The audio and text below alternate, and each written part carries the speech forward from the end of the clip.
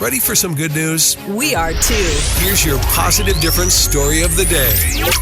All right, Ross, remember, was this a couple of weeks ago? We were hanging out in that parking lot of Chick-fil-A, collecting all those school supplies. Yes. Trying to help the Samaritan Community Center stuff, like 4,000 backpacks. Yeah, and get all the notebook paper. Yes, because they really needed notebook paper. They needed some notebook paper, and people showed up. They did. We're talking young and old, and like the one car came, like what? I mean, it was jam-packed. Yeah, she popped her trunk, and she's like, unload. It took like 4 or 5 trips to unload all the notebook paper. It's pretty cool. It was awesome. And this past weekend, all those school supplies were handed out inside these awesome backpacks, like 4,000 of them, at a big event that Samaritan Community Center hosted at Arvest Ballpark. Debbie Rambo shared this update, which is so fun.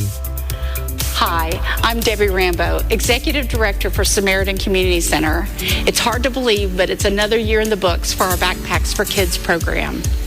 This past weekend was a great event where we had the opportunity to serve thousands of kids across Northwest Arkansas. We'd like to share a few stories with you about how backpacks made a difference for them. Hi, I just want to thank everyone in the program that made this possible. It is truly so helpful for all the families that have, a lot of kids, or even with one kid. It really helps out a lot, and it helps out the teachers too with everything you give us in the backpack. So thank you so much for making this event possible. And God bless everybody. So thank you, kids. Thank you. I really enjoyed today. I'm really thankful this event happened.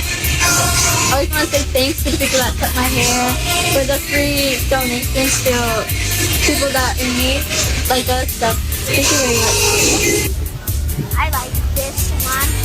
Ooh, we also got a Bible. She's pretty excited. Have fun with the community is nice, and getting free little toys and treats and everything is a good Saturday. You can't beat it, And honestly, the start of the school year, all the stress of the extra expenses, having the backpack and supplies for our high schooler is a huge help. Definitely. Happy to be here. At Samaritan, it is so important for us to see that children are taken care of and ready for that first day of school. Thank you for the part you played in that. Whether you supported us financially, raised school supplies, or came and volunteered. Together, we can make a difference for all of Northwest Arkansas. They're so pumped up about those backpacks and school supplies. I love it. That is our positive difference story of the day. Real people, real life, the KLRC Morning Show. 90.9 KLRC. April Graney's here with us. Good morning. Good morning, Mark. All right, so I've been wanting to ask you about first of all, this beautiful book. This looks so fun. Oh, thank you.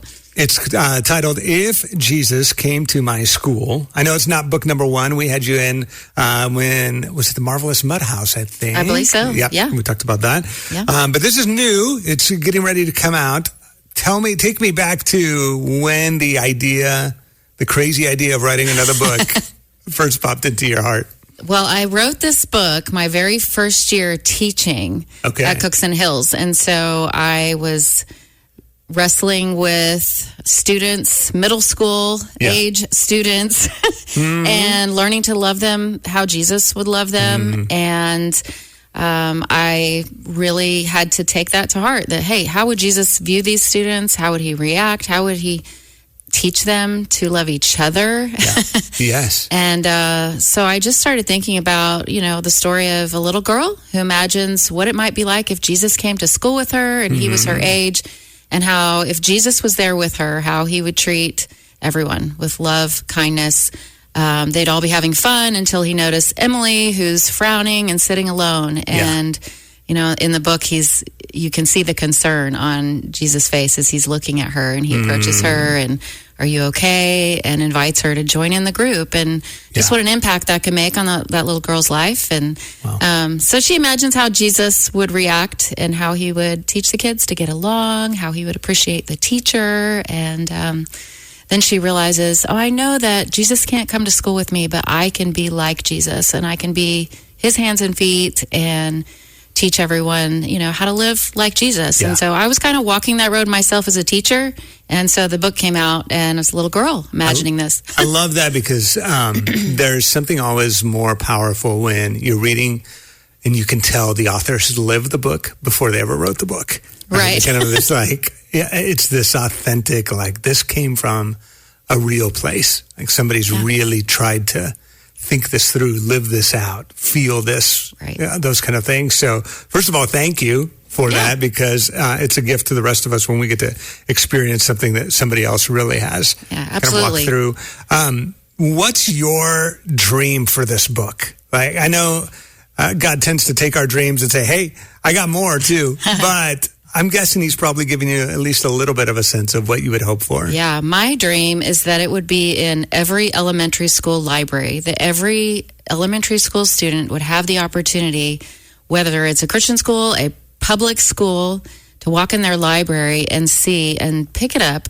and read it and think about, oh my goodness, what would it be like if Jesus walked through these doors? And if they don't know Jesus, maybe they'll learn a little bit about him from this book, first of all.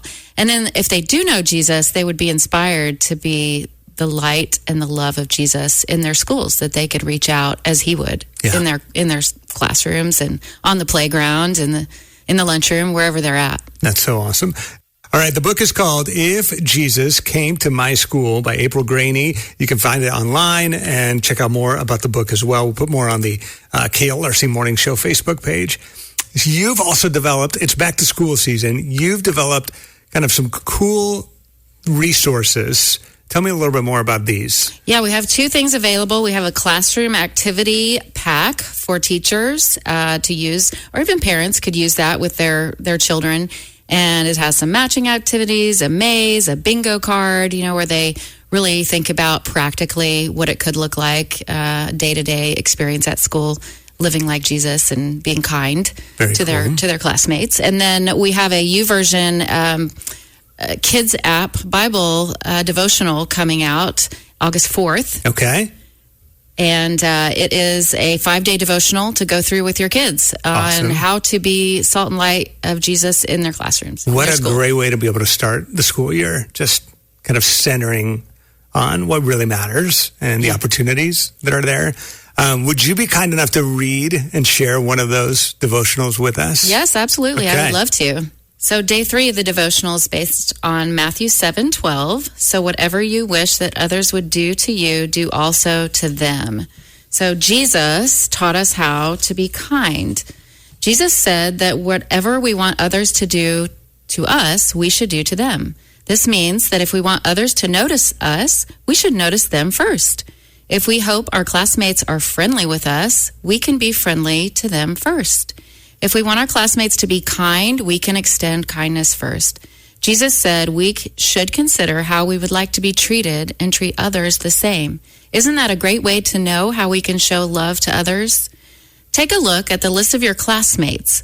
What is one kind thing you could do for each of them at school? Is there a new classmate that you can say hi to? Have you noticed someone sitting alone whom you can invite to play a game with you? Can you share a special snack at lunch with someone new? The KLRC Morning Show. 90.9 KLRC. Jacob and Kelly from Open Avenues are here. Good morning. Good morning. Good morning. We appreciate you guys coming in. There's a great event coming up with SOAR we'll talk about in just a bit. First, Jacob, for somebody, and we've got people moving into Northwest Arkansas all the time, or even some who maybe have lived here for a long time and they don't know about this amazing Open Avenues nonprofit that we have. For somebody who doesn't know what it's all about, give us the idea of what Open Avenues really does each day. Definitely. So we change folks' lives that have disabilities. We do that through vocational training and job placement. We're the only entity in the region that just focuses on that. So that's sort of our unique proposition. How we do that is we help folks build soft skills and hard skills so that they can join the workforce, be more independent, and really have the fulfillment that comes with a vocation. I'm a believer in vocation over just a job because a vocation gives you more meaning, more sense of belonging within a community. And a lot of times adults with disabilities many times are overlooked. And so one of our goals, our main goal actually, is to have these folks be seen and also be understood as a viable workforce. Yeah. So we have a training center, we have a classroom, and then we have a community employment program. So it's sort of broken up into 3 prongs that way, so we can meet the individual where they're at in their personal growth journey, but also where they're at in their choice of work. So anything and everything we can help someone find a job with. It's got to be so rewarding to be able to see people, and pardon about SOAR, and we'll talk about the event, SOAR too, but be able to watch them just take off into this new season, feel that sense of value that they're contributing into our community, which is pretty awesome. I'm curious for you, how has being part of Open Avenues changed and affected you personally? Oh gosh, it's such a blessing. Like, we go on vacation, and then when you come back, the raw and love that you are seeing from the individuals that we're serving, but also just from your coworkers, and it's not all roses and butterflies. Working with adults with disabilities, it creates extreme polarization. You can have extreme love, and you can also have extreme other things going on, but it always goes back to the love. I mean, that's the most amazing part. And for me personally, it's really fulfilled sort of my goal in life to, try to change whatever I can wherever I am to make the world a little better than what it was before I was there, if I can, and not to be full of myself. But I think that's just something that everybody sort of wants to do, and I'm really blessed to be able to do it for an organization like Open Avenues. I feel strongly that we open doors for folks that we don't actually even see opened, and that's really fulfilling, knowing that as well, that just by providing a job, just by providing some soft skills training, by doing some really rudimentary things, we're empowering these individuals to then have their own checking account, have their own apartment, drive themselves to work. A lot of times folks come and take a tour and they're like, so you guys provide transportation for everyone? We're like, well, no, only about half the folks. And well, how does everyone else get here? And then they see the parking lot full of their cars as well. And they're like, oh, you mean these guys drive too? And you're like, well, yeah, they drive. Yeah. And they also do everything else. And that spectrum, I think we don't always understand and really realize, until you get to work with individuals like this. But wow. Yeah. The KLRC Morning Show. 90.9 KLRC. Sharing a conversation with Jacob and the crew from Open Avenues, getting ready for the big SOAR event and the hot air balloons and all the family fun stuff that's coming up in just a couple of weeks. And Jacob, we love hearing stories, cool stories about good stuff that's happening here in our community. Do you have a story to share for us? So many times with our participants, they or their loved one don't fully know their potential when they come to us. So we had an individual that he came from out of state, like many folks do. Where he came from, he was in more group living situation, and so his parents were very worried about him going out and getting a job, joining the workforce, understanding what he could actually become on his own. Nonverbal fellow, so he couldn't really express very much. Really needed to wear a headset with his disability so that things didn't interact. He came in on our training center floor. Really quickly, he was identified as someone that should grow into the community and get a job in the community and be just like anyone else. And his parents, though, were so nervous that it took multiple meetings in about 6 to 8 months before they let us sort of allow him to start to look for jobs. Since then, he's been gainfully employed, and the neat part about what we do, when it succeeds, we rarely hear back from those individuals. We follow them into the workforce, we help them find a job coach for up to 3 months, and then we actually stay with them for a year after that to just make sure that everything's still going well for them and for the employer actually. This individual, after we placed him, he's been working at a golf place that people really know in the Rogers area. But and I'm not here to tout certain golf places. I got you. But he hasn't come back, and that's like the hidden blessing is, you sort of miss some of these folks. You're like, oh, well, I really miss that individual. Like, out on the floor, he was awesome, like, great human. But that's the best part about the work we get to do. If it really succeeds, you see them, and you might run into them again and see them out, eating on their own, out buying their groceries, doing things like anyone else would, when originally their folks were nervous that, well, can my loved one actually do that? And that situation's pretty common and well-meaning. And a lot of times, your love for the person that you're helping sort of doesn't allow you to see their full potential. So we're talking with Jacob and Kelly from Open Avenues. There is an event coming up, and this has been going on for a number of years now. We've had the pleasure to be there a few times from KLRC's standpoint, and it is such a well-organized event. It's beautiful. I mean, especially the balloons and all that's part of SOAR. What's going on this year? Give us a little what to expect for SOAR 2025. Yeah, absolutely. Well, we're excited to have you all coming back. Thank you for your longstanding partnership with us.